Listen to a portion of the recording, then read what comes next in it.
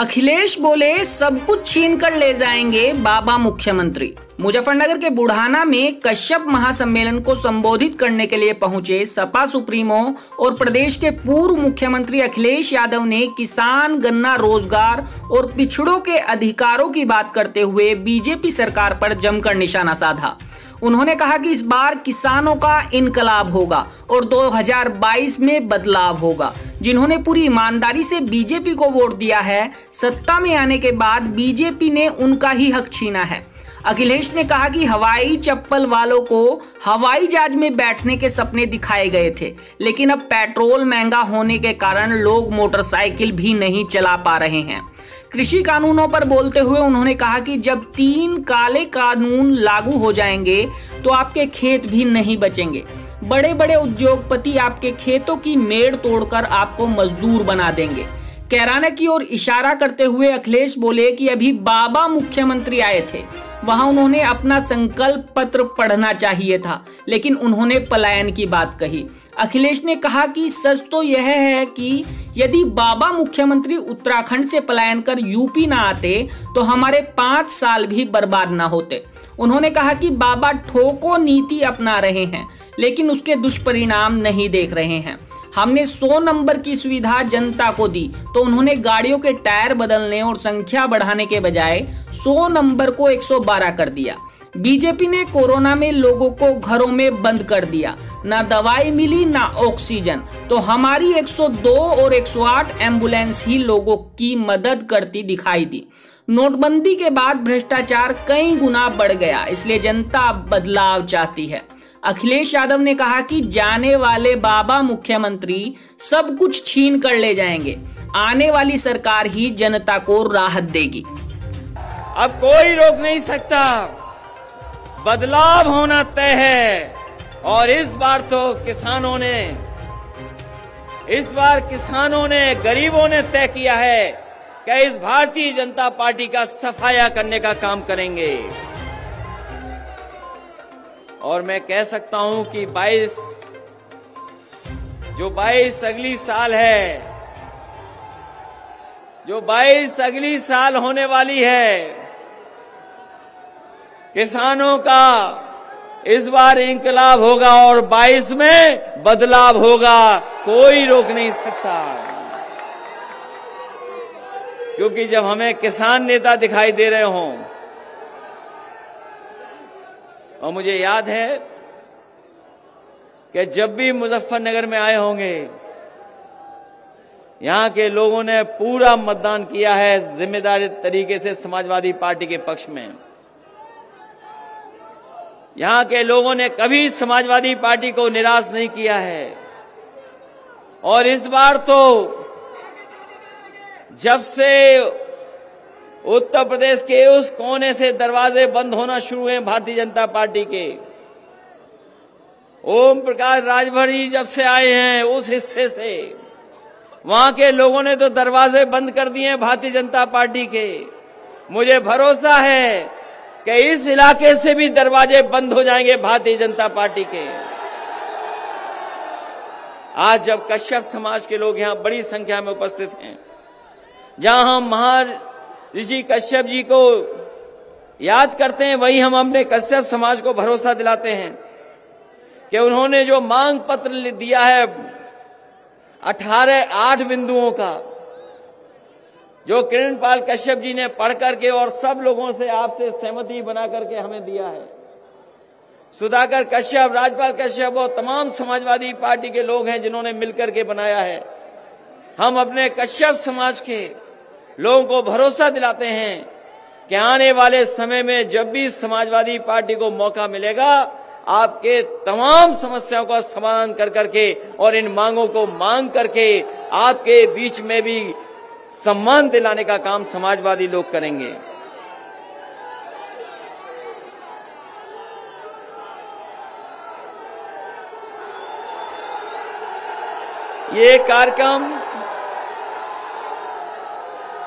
ये जो कार्यक्रम हो रहा है, अभी तो बहुत सारे गठबंधन भी होने हैं। समाजवादी पार्टी का गठबंधन होने जा रहा है। कई दलों को साथ लिया है और बहुत जल्दी और दलों के साथ भी आने वाले समय में गठबंधन होगा। लगातार समाजवादी पार्टी जोड़ रही है लोगों को, लगातार समाजवादी पार्टी जोड़ने का काम कर रही है, दलों को जोड़ रहे हैं, किसानों को, मजदूरों को, नौजवानों को, व्यापारियों को, आज चाहे वो अगड़े हों, पिछड़े हों, सबको जोड़ने का काम समाजवादी पार्टी कर रही है। और जोड़ करके हम आपको कहना चाहते हैं, ये दूसरे दलों की सरकार तो आपने देख ली है, इन्होंने आपको धोखा दिया, आपको जो लालच दे करके वोट ले लिया, आपको सपने दिखा करके वोट ले लिया। लेकिन हमारे ये पिछड़े जानते होंगे, कश्यप समाज के लोग जानते होंगे, इन्होंने पूरी ईमानदारी से भारतीय जनता पार्टी को वोट दिया, लेकिन सत्ता में आने के बाद इनके हक और सम्मान को छीनने का काम किया। आप तो मुख्यमंत्री बनवा रहे थे, हमें याद है वो चुनाव, यही हमारे निषाद, कश्यप, बाथम समाज के लोग मुख्यमंत्री के लिए दे रहे थे वोट कि उनका सम्मान बढ़ेगा, उनको भी हक मिलेगा। लेकिन सरकार बनने के बाद बताओ आपको क्या मिला है? बताओ, आपके समाज के लोग आए हैं, जिम्मेदार लोग हैं, क्या मिला आपको? और जो कुछ मिला भी है आपको, ये सरकार अगर सत्ता में रही तो सब कुछ छीन लेगी। बाबा साहब भीमराव अम्बेडकर जी ने जो संविधान लागू किया था, जिसके कारण अधिकार और सम्मान मिल रहा था, जिस तरीके से सरकार फैसला ले रही है, आने वाले समय में वो भी आपका छिन जाएगा, आपके हाथ में कुछ नहीं बचेगा। यही सरकार है जिसने भरोसा दिया था नौकरी देंगे, रोजगार देंगे, किसानों की आय दोगुनी कर देंगे। हमारे किसान भाइयों, बताओ किसान भाइयों,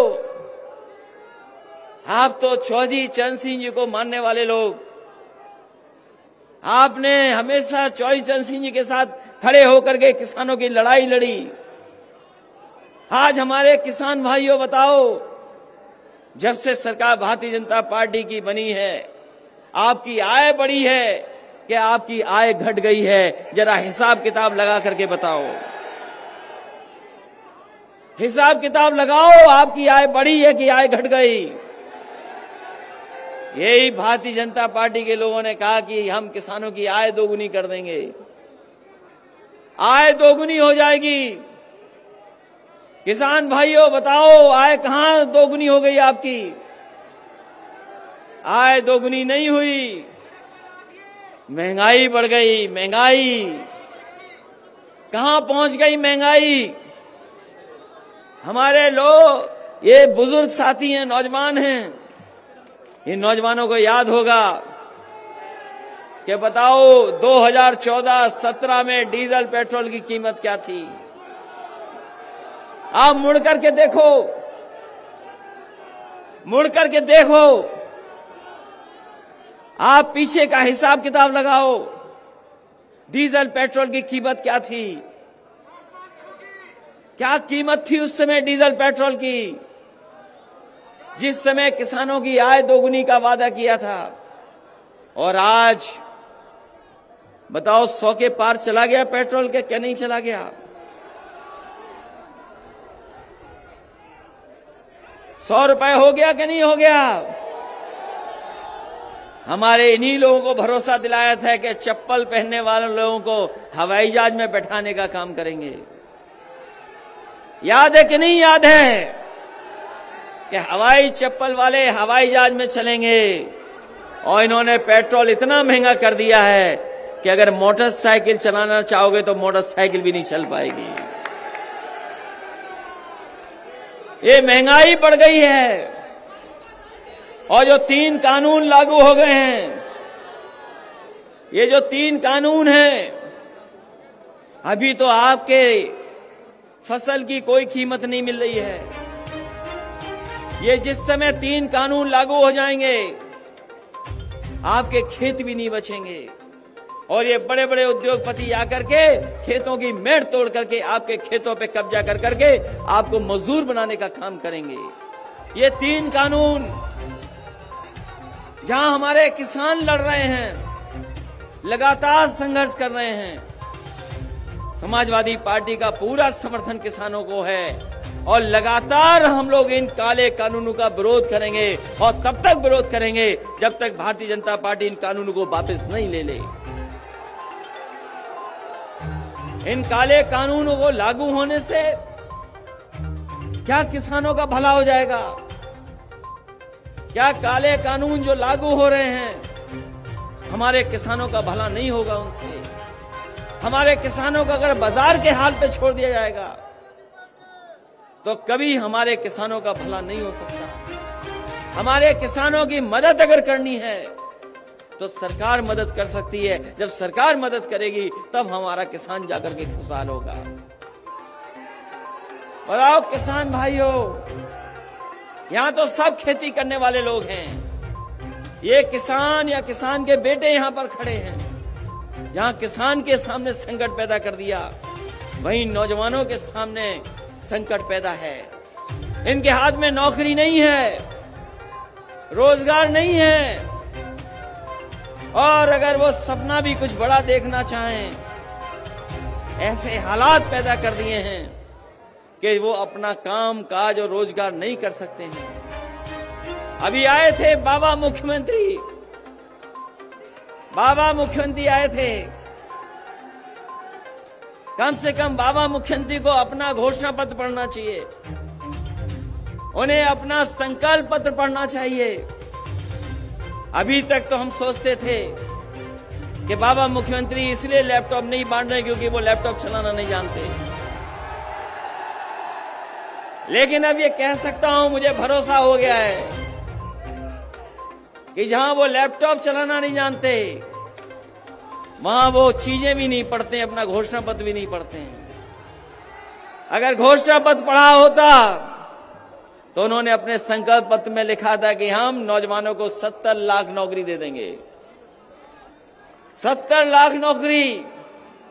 बताओ कश्यप समाज के लोग यहां उपस्थित हैं, कितनों को नौकरी बाबा मुख्यमंत्री जी ने दे दी?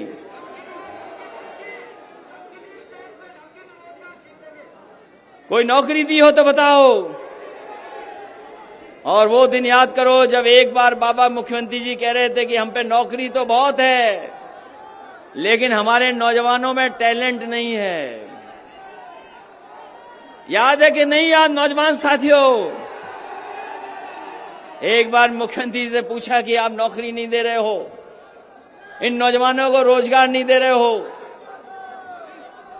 तो हमारे मुख्यमंत्री जी कह रहे थे कि नौकरियां तो बहुत हैं, रोजगार तो बहुत हैं, लेकिन नौजवानों में टैलेंट नहीं है। इसलिए साथियों तय करो आपको कौन सा मुख्यमंत्री चाहिए, कौन सी सरकार चाहिए।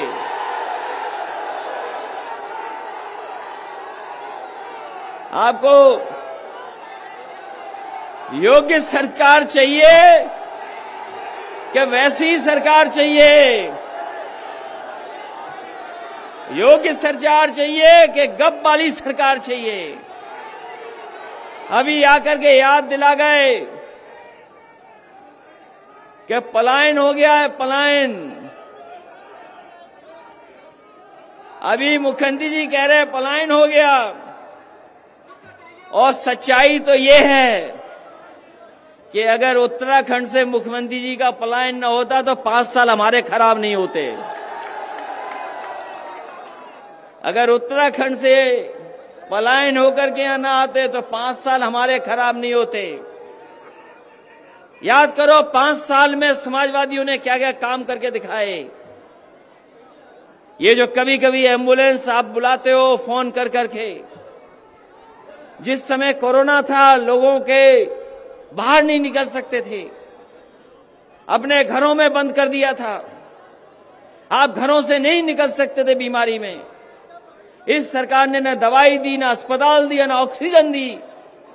हमारे तमाम गरीब अनाथ छोड़ दिए, उन्हें सही समय पे इलाज नहीं मिला। और सच्चाई ये है कि भारतीय जनता पार्टी ने अगर सही समय पर ऑक्सीजन दे दी होती तो हमारे गरीबों की इतने बड़े पैमाने पे जान नहीं जाती, बहुत से गरीबों की जान बच जाती। इन्होंने कोरोना में कोई इंतजाम नहीं किया, जनता को अनाथ छोड़ दिया। और यही सड़कों पर आपने देखा होगा, जिस समय लॉकडाउन हुआ हमारे मजदूर घर जाने के लिए तकलीफ और परेशानी में पैदल चलते रहे। कोई इंतजाम सरकार ने नहीं किया। अगर किसान और गरीब अपने घर जाना चाहता था, इलाज चाहता था, उस समय सरकार ने अनाज छोड़ दिया था। अगर कोई चीज काम आ रही थी उस समय पर, तो वही समाजवादी सरकार में एम्बुलेंस 102 और 108 ने गरीबों की मदद करने का काम किया था। ये सुधार लाए थे हम। और यही सुधार नहीं, ये हमारे बाबा मुख्यमंत्री जी को समझते ही नहीं है। बहुत कह रहे कानून व्यवस्था ठीक की है, बहुत दावा करते हैं कि कानून व्यवस्था ठीक की है। बताएं मुख्यमंत्री जी, पूरे देश में कहीं भी पुलिस किसी की हत्या कर रही हो तो बताओ। और एक उदाहरण नहीं, हम कई उदाहरण उत्तर प्रदेश के दे सकते हैं जहां पर बीजेपी की सरकार में निर्दोष लोगों की हत्या हो गई। कौन भूल जाएगा गोरखपुर, एक व्यापारी अपने साथियों के साथ कारोबार और गोरखपुर को घूमने गया था। उसे नहीं पता था कि गोरखपुर में क्या हो जाएगा उसके साथ। एक व्यापारी कानपुर का अपने कारोबार की लेकर के और गोरखपुर को देखने गया। रात में पुलिस आई, उसके कमरे में पूछताछ के बहाने इतना मारा कि उस व्यापारी की वहीं जान चली गई। बताओ कौन दोषी है?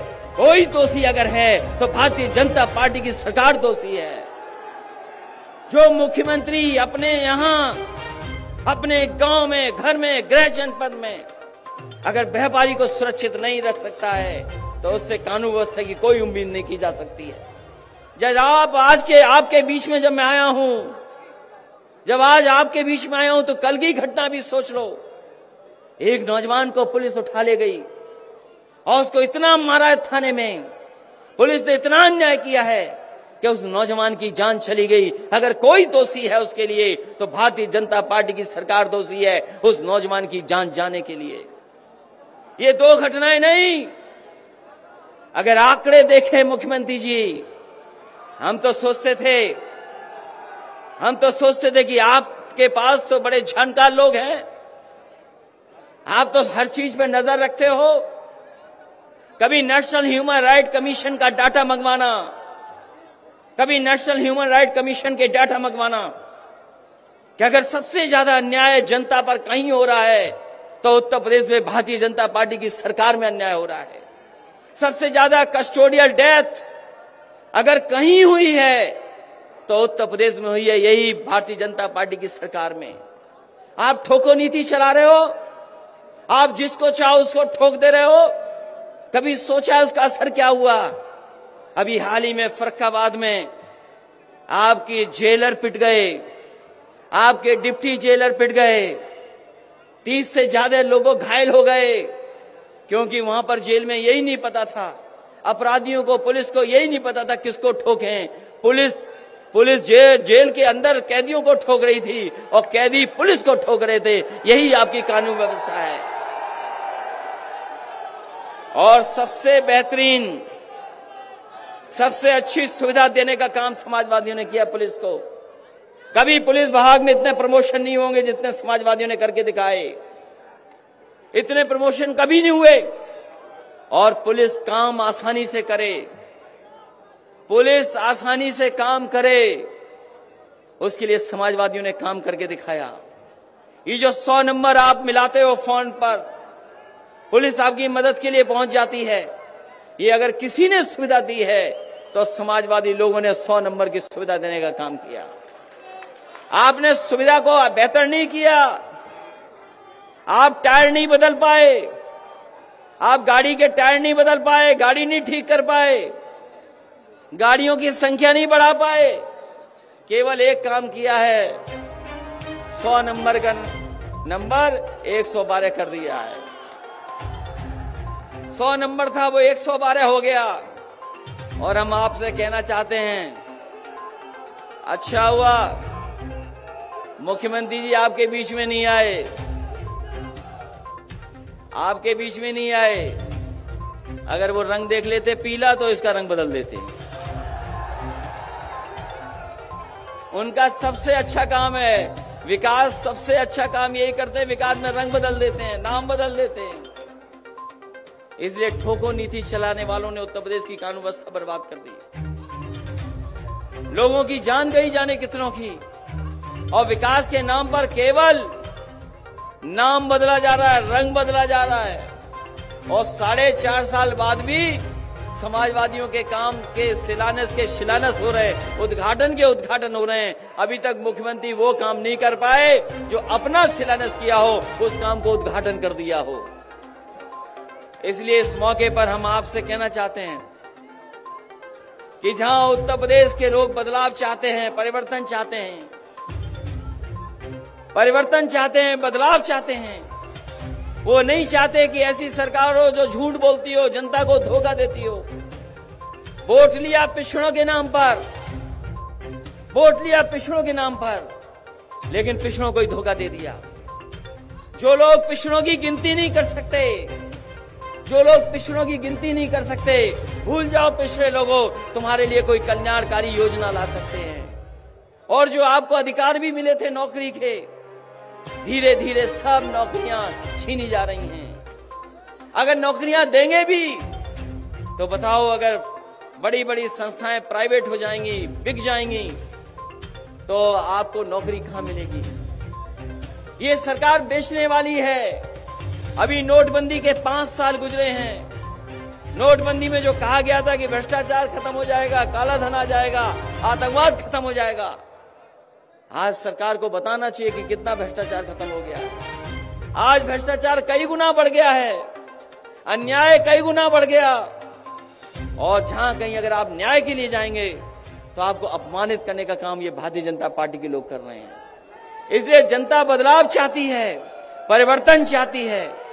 इसलिए इस परिवर्तन के समय पर और बदलाव के समय पर जब हमारे कश्यप समाज के लोग निकल पड़े हैं, तो इनके साथ साथ और हमारे पिछड़ी जाति के लोग भी निकल पड़ेंगे। क्योंकि सरकार में सम्मान नहीं मिला है, नौकरी नहीं मिली, रोजगार नहीं मिला। अगर कुछ मिला है तो महंगाई मिली है, आपको अपमान मिला है। और ये तो गन्ने का क्षेत्र है। हमारे मुख्यमंत्री जी कह रहे थे कि आने वाले समय में गन्ने की कीमत क्या होगी, कितनी अनाउंस करके गए बताइए। सरकार ने कहा कि हम 340 रुपए प्रति क्विंटल देंगे। यही तो फैसला लिया सरकार ने। और अगर पर्ची देखी होगी तो बताओ पर्ची पे क्या कीमत दिखी है?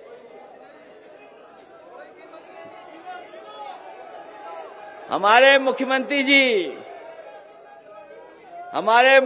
जी कह रहे थे कि अब गन्ने की कीमत बढ़ाई है सरकार ने, आखिरी साल में कीमत बढ़ाई।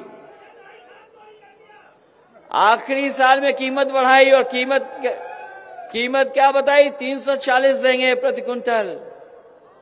बताओ किसी की पर्ची पे लिखा है 340? तो आखिरकार ये कौन देगा? ये कौन देगा? जो जाने वाली सरकार है, जो जाने वाले मुख्यमंत्री, वो नहीं देंगे आपको। जाने वाले छीन के ले जाएंगे। अगर कोई देगा तो आने वाली सरकार देगी, ये जाने वाली सरकार नहीं देगी। और ठीक कहा हमारे साथियों ने, खाद कहां है? खाद कहां है? खाद कहां मिल रही है? डीएपी कहां मिल रही है? कीटनाशक दवाई महंगी हो गई, सब कुछ महंगा कर दिया। सरकार खाद नहीं दे पा रही है, डीएपी नहीं दे पा रही है, बीज महंगे हो गए, हर चीज महंगी है, खाने पीने की सामान महंगे कर दिए। बताओ खाने पीने का सामान महंगा हो गया कि नहीं हो गया? और जो किसान हमारा पेट भरता है, जो पहनने को कपड़े देता है, उसको सबसे ज्यादा अपमानित करने का काम भारतीय जनता पार्टी के लोग कर रहे हैं। जो अन्न देता है, अन्नदाता है, उसको अपमानित करने का काम कर रहे हैं। ये काम और कारोबार की बात नहीं करेंगे। ये कारोबार की बात इसलिए नहीं करते हैं क्योंकि कारोबार से हम और आप जुड़ जाते हैं। अगर कोई कारोबार होता है तो कोई एक जाति एक धर्म करती है, उससे जुड़ते सभी लोग हैं। कारोबार जोड़ता है हमें। ये कारोबार की इसीलिए बात नहीं कर रहे हैं। ये नफरत फैलाने वाले लोग हैं। ये लोगों के बीच में दूरियां पैदा करते हैं। ये खाई पैदा करने वाले लोग हैं। इसलिए आने वाले समय में इस चुनाव में जो होने जा रहा है उसमें जवाब देना और भारतीय जनता पार्टी का सफाया करके दिखाना।